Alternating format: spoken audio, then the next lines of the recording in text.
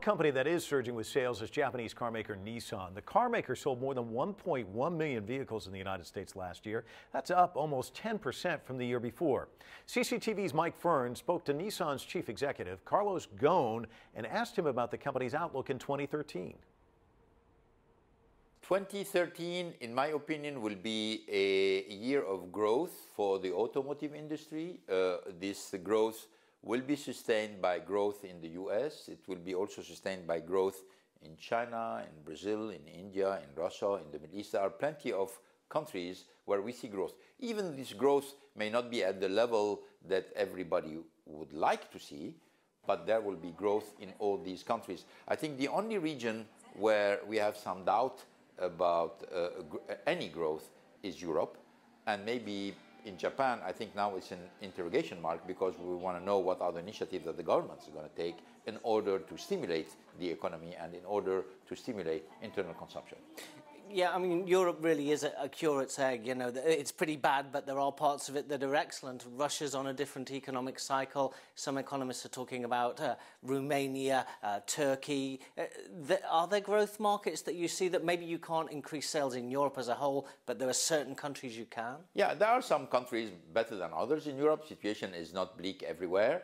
But if I take overall Europe, I don't think anybody is foreseeing even stability in Europe next year. I think next year should be another period where the total car sales in Europe will shrink. Hopefully this is going to be the only point on the planet where they will be shrinking. On everything else, growth should stay, and we should hit another record year for the industry in 2013. You mentioned growth in China. We did see in October a 44% drop in sales and in output.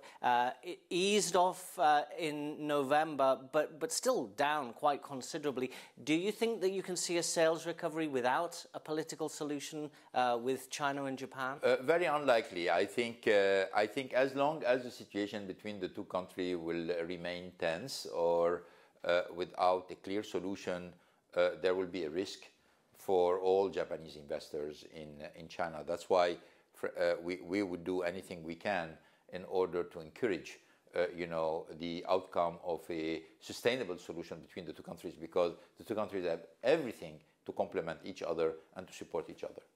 And it is a win-win situation because these are joint ventures, obviously. And I heard that Nissan's working on research in China, working with universities there. Do you find that that sort of proactive approach helps ease any tensions between the two countries? Well, it helps a lot. It helps a lot. First, this proactive approach and the fact that we have excellent relationship with our partner in China helped a lot the development of Nissan in China, number one. But the fact that companies are giving examples about great collaboration between Japanese interests and Chinese interests, between Japanese people and Chinese people, are obviously a very big incentive and very big encouragement for governments to really put all these problems behind and really try to work hand in hand in what is, in my opinion, in the mutual interest of both countries. A lot of companies, including Nissan, looking to ASEAN for growth, and you've been very proactive in Thailand with producing the March. Indonesia also a growth market, but these are economies that are very dependent on China. We did see them slowing as China's economy cooled down. Do you see them picking up and sales really kicking back in again in 2013? I think all these economies in the ASEAN have been growing, particularly the car sales have been growing in 2012. And our expectation and our forecast is another year of growth. Obviously, the Chinese market is in a situation of growth, even though the level of growth of the car market has been down compared to what has been done in the past. But 6–7% of growth every year in a market of 18 million cars, it's 1 million additional cars every year. So it's still a very substantial amount.